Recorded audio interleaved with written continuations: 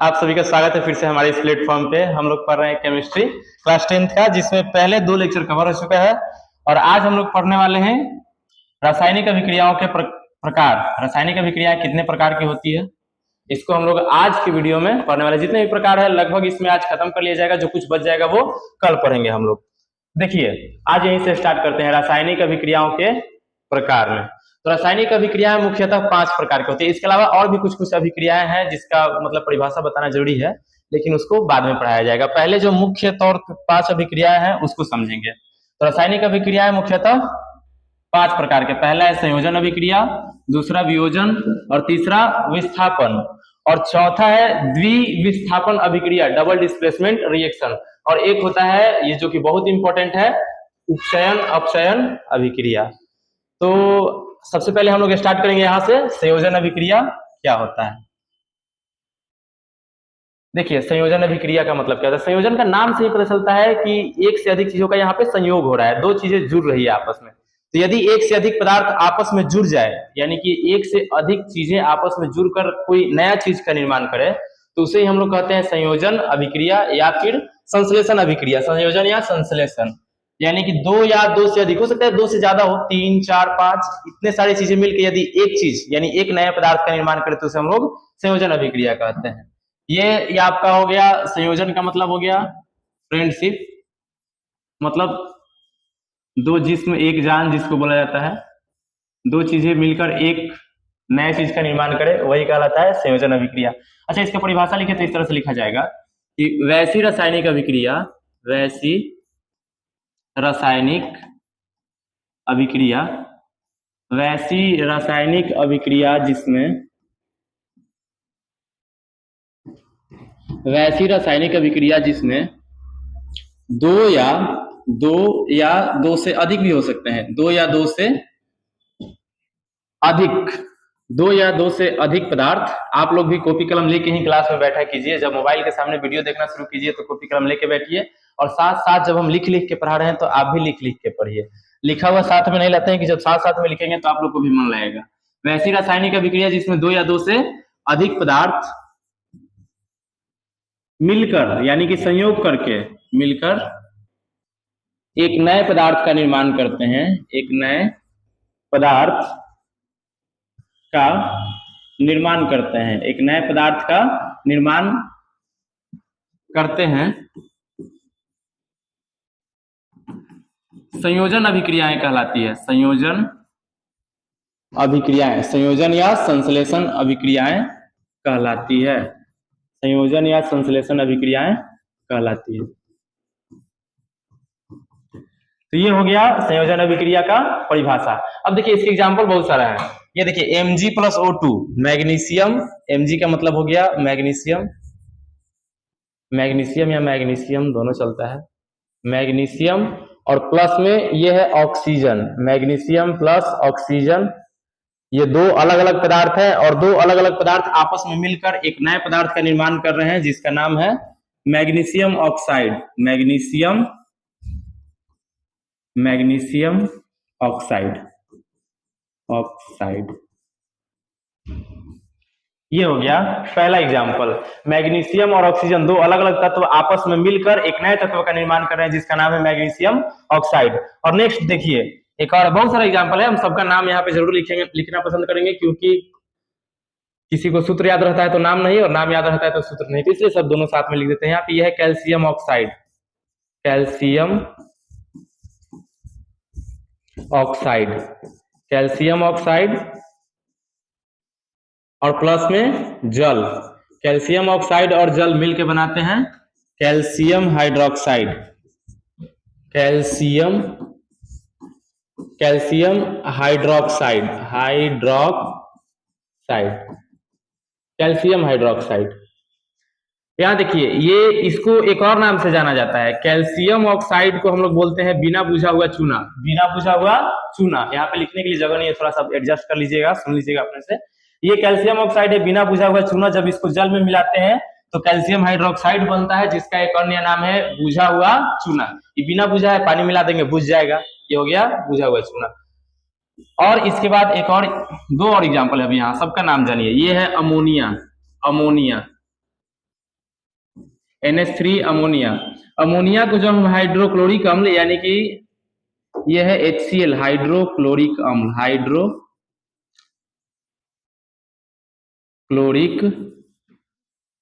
अम्ल, अमोनिया को हाइड्रोक्लोरिक अम्ल में जब मिलाया जाता है, अमोनिया को हाइड्रोक्लोरिक अम्ल में मिलाया जाता है तो बनता है ammonium chloride, ammonium chloride, ammonium chloride. और एक लास्ट ये है sulphur dioxide, sulphur dioxide, dioxide, dioxide, sulphur dioxide plus में ये हो गया oxygen, sulphur dioxide plus oxygen मिलके बनता है sulphur trioxide, sulphur trioxide, trioxide. जितना ज्यादा से ज्यादा आप तत्व एवं यौगिकों का नाम और उसके रासायनिक सूत्र याद रखिएगा, और जितने ज्यादा समीकरण या अभिक्रियाएं आप याद रखेंगे तो केमिस्ट्री उतना ही ज्यादा धीरे धीरे आपको आसान लगने लगेंगे। यहाँ पे देखिए ये सभी जितने भी एग्जाम्पल बताए इन सब में क्या हो रहा है कि दो या दो से अधिक पदार्थ आपस में मिल रहे हैं और एक नए पदार्थ का निर्माण कर रहे हैं। तो इस प्रकार की अभिक्रिया को हम क्या बोलेंगे, संयोजन या संश्लेषण अभिक्रिया। तो बहुत ईजी है, उम्मीद करते समझ में आया होगा। एग्जाम्पल जरूर याद रखिएगा, बहुत इंपॉर्टेंट होता है। आगे बढ़ते हैं। अगला है वियोजन या अपघटन अभिक्रिया। ये ठीक इसका उल्टा है, ये फ्रेंडशिप है आपका और फ्रेंडशिप के बाद ये है ब्रेकअप, फ्रेंडशिप टूट जाना है, दो जिस्म एक जान थी और फिर टूट के अलग अलग हो गया, यही है वियोजन अभिक्रिया या अपघटन अभिक्रिया। परिभाषा क्या होगा इसका, यदि कोई पदार्थ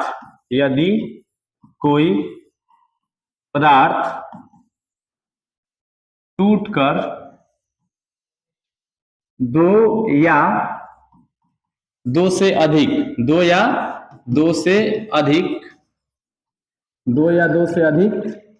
नए पदार्थ का निर्माण करते हैं, नए पदार्थ का निर्माण करते हैं। यदि कोई पदार्थ टूटकर दो या दो से अधिक नए पदार्थ का निर्माण करते हैं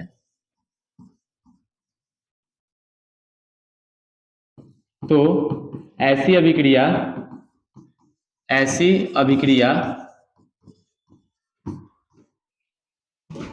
वियोजन या अपघटन अभिक्रिया कहलाती है। वियोजन या अपघटन अभिक्रिया कहलाती है। अपघटन अभिक्रिया वियोजन या अपघटन अभिक्रिया कहलाती है।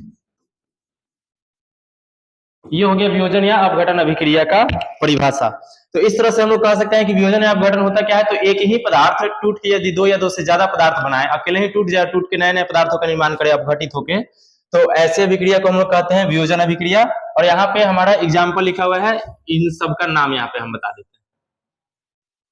इसको बोलेंगे calcium carbonate, calcium carbonate. Calcium carbonate को जैसे ही गर्म किया जाता है, कैल्शियम कार्बोनेट को जैसे ही गर्म किया जाता है तो गर्म करने पर ये कैल्शियम ऑक्साइड बनाता है, कैल्शियम ऑक्साइड, कैल्शियम ऑक्साइड, और प्लस में कार्बन डाइऑक्साइड बनता है, calcium oxide plus carbon dioxide. तो यहाँ पे भी एक पदार्थ जिसका नाम है कैल्शियम ऑक्साइड टूटकर दो नए पदार्थ कैल्शियम ऑक्साइड तथा कार्बन डाइऑक्साइड बना रहे हैं। एक एग्जांपल ये हो गया। इसी तरह से यहाँ पे देखिए, अच्छा नाम तो बताना सबका जरूरी है, ये है potassium chlorate, potassium chlorate, potassium chlorate. Potassium chlorate जो है टूटकर बनता है क्या, potassium chloride, potassium chloride, potassium chloride और प्लस में oxygen, potassium chloride plus oxygen, ये बनता है। पोटेशियम क्लोरेट टूटकर पोटेशियम क्लोराइड तथा ऑक्सीजन के निर्माण करते हैं, तो ये भी एक वियोजन अभिक्रिया है। और कौन सा वियोजन अभिक्रिया है, तो ये देखिए जल में जब विद्युत धारा प्रवाहित कराई जाती है तो विद्युत अपघटन होता है इसमें, और एक बनता है हाइड्रोजन गैस, हाइड्रोजन और प्लस में ऑक्सीजन, हाइड्रोजन प्लस ऑक्सीजन। तो इस तरह से यहाँ पे जो है वियोजन अभिक्रिया के 3 एग्जाम्पल दिए हुए हैं, और भी बहुत सारा होता है, लेकिन आप 1 2 3 जरूर याद रखिएगा। वियोजन अभिक्रिया होता क्या है, तो कोई पदार्थ अकेले एक ही पदार्थ टूट के 2 या 2 से अधिक नए पदार्थ का निर्माण करे तो उसे हम लोग वियोजन अभिक्रिया कहते हैं। जैसे कि कैल्शियम कार्बोनेट टूटकर calcium oxide plus carbon dioxide बनाता है, पोटेशियम क्लोरेट टूटकर पोटेशियम क्लोराइड तथा ऑक्सीजन बनाता है, और यहाँ पे जल अपघटित होकर हाइड्रोजन तथा ऑक्सीजन गैस मुक्त करते हैं। तो ये सब अभिक्रियाएं कहलाएगी वियोजन या अपघटन अभिक्रियाएं। आगे बढ़े, यहाँ तक क्लियर हो गया होगा। पहला है संयोजन, मतलब पदार्थों का आपस में जुड़ना, जुड़ के एक पदार्थ बनाना संयोजन, और एक ही पदार्थ का टूट के 2 अलग अलग नए पदार्थ का निर्माण कराना वियोजन अभिक्रिया। और इसके बाद जो है उसको चलिए अब समझते हैं। यहाँ पे जो है विस्थापन, विस्थापन अभिक्रिया को प्रतिस्थापन के नाम से भी जानते हैं। प्रतिस्थापन, प्रतिस्थापन अभिक्रिया में होता क्या है वास्तव में कि एक पहले से साथ में रहता है, उसको हटा के दूसरा कोई, धोखा, ये अभिक्रिया धोखा है। बाकी अपना अर्थ अनर्थ करते रहिएगा। चलिए पहले हम इसके परिभाषा की ओर ध्यान देते हैं। इसमें क्या होता है, देखिए ये एक विलयन है, CuSO4 का विलयन। CuSO4 में, CuSO4 के विलयन में कौन सा धातु शामिल है, Cu धातु है।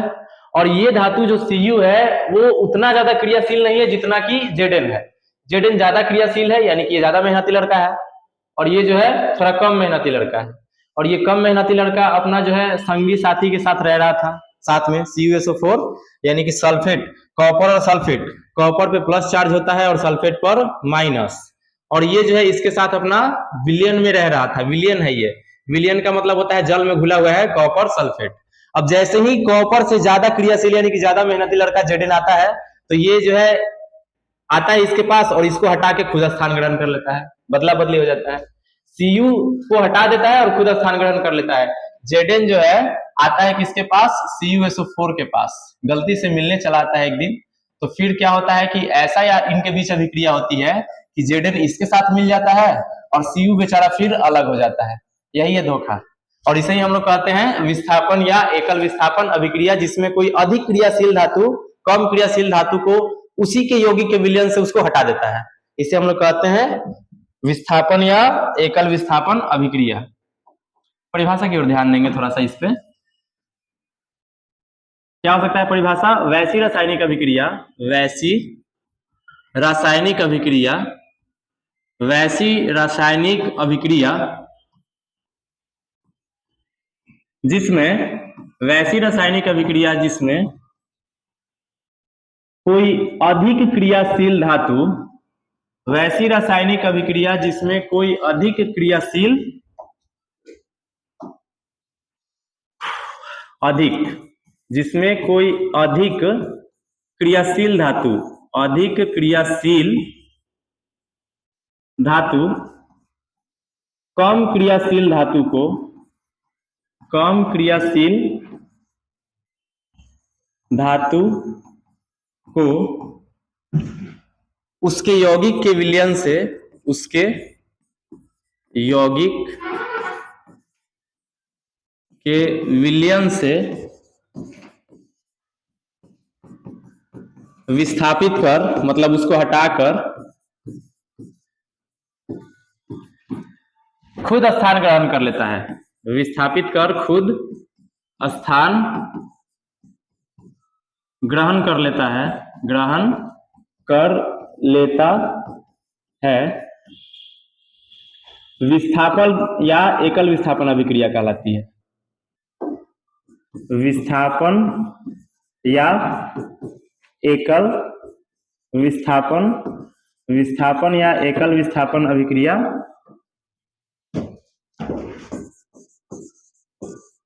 विस्थापन या एकल विस्थापन अभिक्रिया कहलाती है। ये हो गया परिभाषा। वैसी रासायनिक अभिक्रिया जिसमें एक अधिक क्रियाशील धातु आता है और कम क्रियाशील धातु को उसी के यौगिक के विलयन से हटा देता है और खुद स्थान ग्रहण कर लेता है, ऐसे अभिक्रिया को हम लोग बोलते हैं विस्थापन या एकल विस्थापन अभिक्रिया। इसका एग्जाम्पल देखिए यहाँ पे,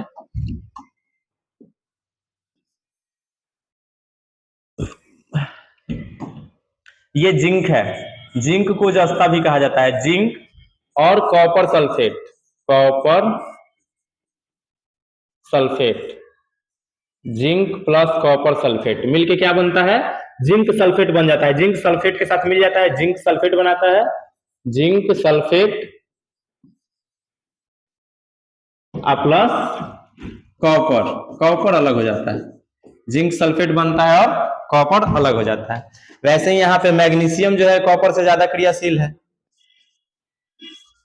magnesium, magnesium plus copper sulphate, copper sulphate, magnesium copper sulphate के साथ अभिक्रिया करता है तो बनता है magnesium sulphate, magnesium sulphate, magnesium sulphate और प्लस कॉपर, कॉपर। दो एग्जांपल यहाँ पे हो गया कि जिंक जो है कॉपर सल्फेट में से कॉपर को हटा के खुद स्थान ग्रहण कर रहा है, अब मैग्नीशियम भी जो है कॉपर सल्फेट में से कॉपर को हटा के खुद स्थान ग्रहण कर लिया। यहाँ पे दो एग्जांपल हो गया, बाकी दो यहाँ पे और है, ये देखिए, ये है सिल्वर नाइट्रेट, सिल्वर एजी का मतलब होता है सिल्वर, सिल्वर नाइट्रेट और प्लस कॉपर। इस बार जो है कॉपर मजबूत है, सिल्वर से कॉपर मजबूत है तो कॉपर भी वही काम करेगा, सिल्वर को हटा के खुद स्थान ग्रहण कर लेगा। तो एजी सिल्वर से जो है कॉपर ज्यादा क्रियाशील होने के कारण कॉपर इसमें से सिल्वर को हटाता है और खुद स्थान ग्रहण कर लेता है, तो बनता है copper nitrate, copper nitrate plus अलग हो जाता है सिल्वर, सिल्वर यहाँ पे अलग हो गया। और यहाँ पे एक और एग्जाम्पल है, इसके बारे में बता दें, ये मैग्नीशियम है, मैग्नीशियम ज्यादा क्रियाशील है, मैग्नीशियम ज्यादा क्रियाशील है और ये जो है HCl, HCl में से H को हटा देता है, ये तो HCl है हाइड्रोक्लोरिक अम्ल, हाइड्रोक्लोरिक, हाइड्रोक्लोरिक, हाइड्रोजन क्लोराइड भी बोला जाता है, हाइड्रोक्लोरिक अम्ल। मैग्नीशियम हाइड्रोक्लोरिक अम्ल के साथ अभिक्रिया करके इसमें से हाइड्रोजन को अलग कर देगा और खुद स्थान ग्रहण करके बनाता है magnesium chloride, magnesium, magnesium chloride, magnesium chloride और प्लस में क्लोराइड प्लस बनता है हाइड्रोजन, हाइड्रोजन गैस मुक्त होती है इसमें से। ऐसे अगर तीर का निशान दे कहीं पे तो समझिएगा कि वो गैस बन के ऊपर उड़ गया है। तो इस तरह से जो है एकल विस्थापन अभिक्रिया का एग्जाम्पल 4 खत्म हुआ, जिसमें एक तत्व जो ज्यादा क्रियाशील है वो कम क्रियाशील तत्वों को उसके यौगिक के विलयन से हटा देता है, तो ऐसे अभिक्रिया को हम लोग कहते हैं विस्थापन या एकल विस्थापन अभिक्रिया। आपको जिस तरह से याद रखना है याद रख सकते हैं, बाकी हम सब तरह से आपको बता दिए हैं। आगे बढ़ते हैं और अगला है द्विविस्थापन। इसमें क्या होता है कि एगो जो है ना, जो ज्यादा मजबूत है, ज्यादा मेहनती है या फिर ज्यादा क्रियाशील है, वो कम क्रियाशील वाला को हटा देता है और अलग कर देता है और खुद उसका जगह ले लेता है। लेकिन इसमें बस थोड़ा सा अलग है, इसमें क्या होता है कि ये भी अपना साथ में रह रहा है और ये भी साथ में रह रहा है, रहते रहते कुछ दिन के बाद उग जाता है, तो ये अपना वाला इसको दे देता है और ये अपना वाला इसको दे देता है, बदला बदली करके एक्सचेंज ऑफर चल रहा है यहाँ पे। और इस तरह की अभिक्रिया को हम लोग कहते हैं द्विविस्थापन अभिक्रिया। एक साथ रहते समय मन उग गया होगा इन दोनों का साथ में रहते हुए, और इन दोनों का भी, तो ये लोग ये क्या किया कि अपना वाला इसको दे दिया और ये अपना वाला इसको। बाकी हम लोग आगे बढ़ते हैं और इसको देख के क्या अंदाजा लगा सकता है, क्या परिभाषा बनाया जा सकता है। देखिए Ag इस पे प्लस चार्ज होता है और इस पे माइनस, इस पे प्लस और इस पे माइनस, ये सब आयनिक यौगिक है, यानी कि धन आयन और ऋण आयन के मिलने से जो यौगिक बनता है उसे आयनिक यौगिक कहते हैं। तो इसमें जो यौगिक है ये, इसमें Ag धनात्मक आयन होता है और NO3 ऋणात्मक होता है और दोनों मिलकर एक आयनिक यौगिक बना है, जिसमें Ag चांदी जो है जिसपे धन आयन होता है और इस पे ऋण आयन, इसमें भी यहाँ पे धन आयन और यहाँ पे ऋण आयन। अब करता क्या है, यहाँ पे देखिए ये भी जो यौगिक बना है इसमें धन आयन, यहाँ पे ऋण आयन, धन आयन और ऋण आयन। हुआ क्या है कि Ag जो धन आयन है अपना ऋण आयन NO3 को इसको दे दिया, NO को। NO3 जो है पहले Ag का था, Ag NO3 जो ऋण आयन है वो पहले Ag का था, जो कि अब जो है NO3 ऋण आयन किसका हो गया है, Na का। बदला बदली हो रहा है, किसका बदला बदली, अपने आयनों का। NO3 आयन पहले Ag का था, अभिक्रिया के बाद किसका हो जाता है, Na का।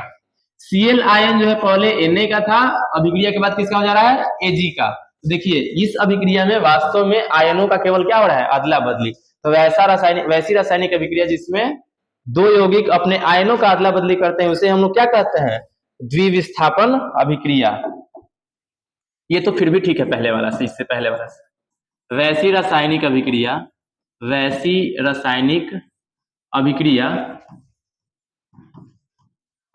अभिक्रिया जिसमें, वैसी रासायनिक अभिक्रिया जिसमें दो यौगिक, वैसी रासायनिक अभिक्रिया जिसमें दो यौगिक अपने आयनों का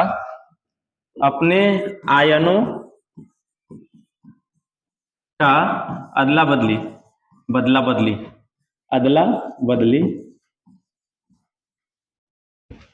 करके, दो यौगिक अपने आयनों का अदला बदली करके दो नए यौगिक का निर्माण करते हैं, दो नए यौगिक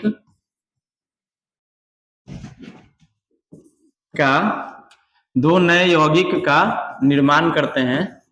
निर्माण करते हैं, द्विविस्थापन अभिक्रिया कहलाती है। द्विविस्थापन अभिक्रियाएं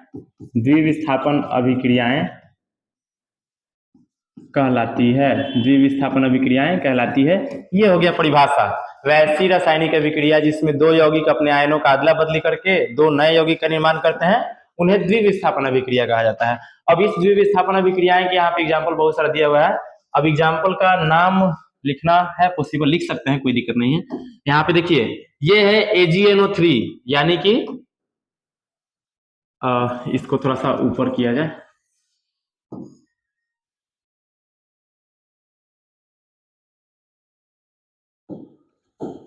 AgNO3 यानी कि सिल्वर नाइट्रेट,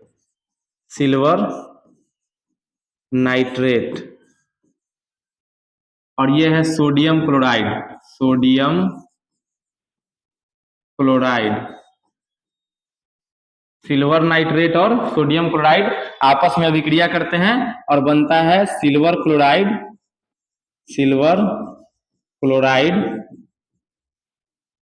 और प्लस में सोडियम नाइट्रेट, और ये होता है आयनों का अदला बदली करने से सिल्वर नाइट्रेट। अब यहाँ पे देखिए ये है बेरियम क्लोराइड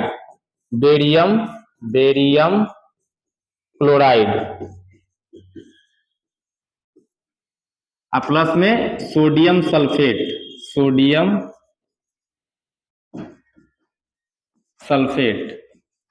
बेरियम क्लोराइड की अभिक्रिया जब सोडियम सल्फेट से होती है तो बनता है बेरियम सल्फेट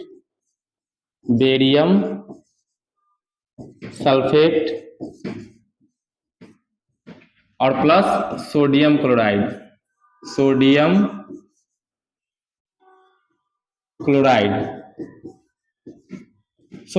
बनता है। और क्या बनता है, तो यहाँ पे देखिए ये लास्ट वाला थोड़ा सा इंपॉर्टेंट है, बार बार आता है, इसको भी बता देते हैं। ये पीबी सीसा है और इसका एक और नाम होता है लेड और NO3 nitrate,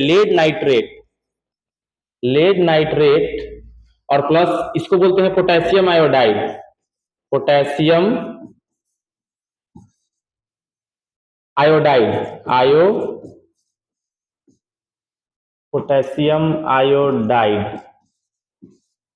lead nitrate potassium iodide के साथ अभिक्रिया करता है और बनाता है lead iodide PbI2, lead iodide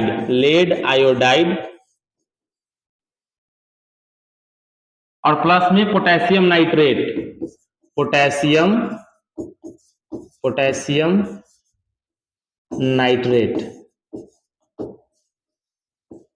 ये हो गया आपका अभी इसका एग्जाम्पल द्विविस्थापन अभिक्रिया का। द्विविस्थापन अभिक्रिया में वास्तव में होता क्या है, तो आयनों का अदला बदली और नए यौगिक का निर्माण। यहाँ पे AgNO3 और NaCl अपने आयनों का अदला बदली करके AgCl और NaNO3 बना रहे हैं। BaCl2 और NaSO4 अपने आयनों का अदला बदली करके BaSO4 तथा 2NaCl बना रहे हैं। वैसे ही ये भी इस अभिक्रिया में भी हो रही है। तो इस तरह से अभिक्रिया के 5 प्रकार में से 4 प्रकार हम लोग खत्म कर चुके हैं और ये चारों प्रकार इंपॉर्टेंट है और सबका एग्जाम्पल भी दिया हुआ है। एकदम एक करके नोट्स आप लोग साथ साथ बना लीजिएगा, एकदम एक भी क्वेश्चन छूटने वाला नहीं है यदि आप अच्छे से साथ साथ पढ़ाई करते चलेंगे तो। अगला जो अभिक्रिया के प्रकार है इसमें कहां पे थे हम लोग, ये अगला जो अभिक्रिया के प्रकार है उपचयन अपचयन अभिक्रिया, ये बहुत ज्यादा इंपॉर्टेंट है और थोड़ा सा ये गहरा है, तो इसलिए इसको जो है कल एक वीडियो में केवल इसी पे बात करेंगे, यानी कि कल का जो लेक्चर होगा वो पूरी तरह से उपचयन और अपचयन अभिक्रिया से रिलेटेड होगा। इसको आराम से कल समझेंगे। और आज जो है 4 अभिक्रियाओं को हम लोग समझे और चारों के बारे में जो है अच्छे से पढ़े, जिसको हम लोग को याद रखने की जरूरत है। मेन याद क्या रखना है, परिभाषा और साथ में एग्जाम्पल। एग्जाम्पल नहीं लिखिएगा तो नंबर कम मिलेगा, तो इसलिए एग्जाम्पल जरूर याद रखिएगा, और एग्जाम्पल वो भी नाम और सूत्र के साथ में। तो आज के लिए इतना ही था। यदि आपको डेली का practice problem test series, question bank solution, इसके अलावा मॉडल पेपर और क्या जरूरी चीज होता है, तो ऑब्जेक्टिव बिहार बोर्ड के लिए बहुत इंपॉर्टेंट है, और सब्जेक्टिव करा तो देंगे ही यूट्यूब पर, लेकिन आपको इसको पीडीएफ के रूप में आप चाहते हैं तो इसका भी व्यवस्था है। तो इन सभी चीजों को आप यदि एक ही जगह पे चाहते हैं कि हमको सब कुछ मिल जाए, तो उसके लिए नीचे जो वीडियो में नंबर दिखाई देगा उस पर आप संपर्क कर सकते हैं। लास्ट तक बने रहने के लिए थैंक यू। लेकिन नोट्स बना के याद रखना आपको बहुत जरूरी है, आपको अपने लिए पढ़ना है, हमारे लिए नहीं, आपको अपने लिए पढ़ना है। तो इसलिए नोट्स जरूर बनाइएगा, नोट्स बना के डेली का डेली याद करते रहना है और साथ साथ पढ़ाई करते रहना है। मिलते हैं अगले वीडियो में।